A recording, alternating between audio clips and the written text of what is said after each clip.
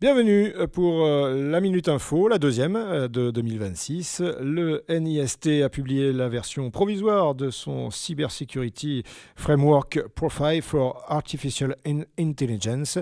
Ce profil s'appuie sur le CSF 2.0 et en reprend la structure gouverner, identifier, protéger, détecter, répondre, récupérer, afin d'aider les organisations à évaluer et gérer plus facilement les risques liés à l'intelligence artificielle. L'approche retenue est globale. En effet, elle prend en compte les données, les infrastructures, les pipelines et les intégrations. Le cadre est conçu pour s'intégrer aux dispositifs existants, notamment au référentiel de gestion des risques IA du NIST afin de faciliter son adoption. Ce nouveau profil constitue une avancée importante vers une meilleure structuration de la cybersécurité appliquée à l'IA.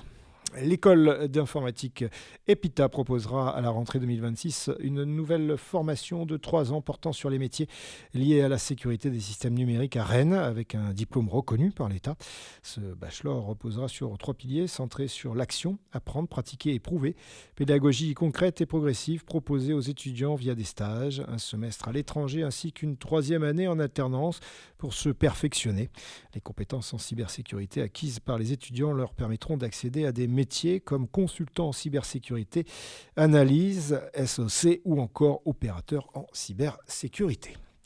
Le tribunal judiciaire d'Amiens a condamné l'ancien dirigeant d'une société de sécurité privée de la Somme à 3 ans de prison ferme pour avoir exercé illégalement son activité et recours au travail dissimulé en l'espèce de l'article 40 du Code de procédure pénale.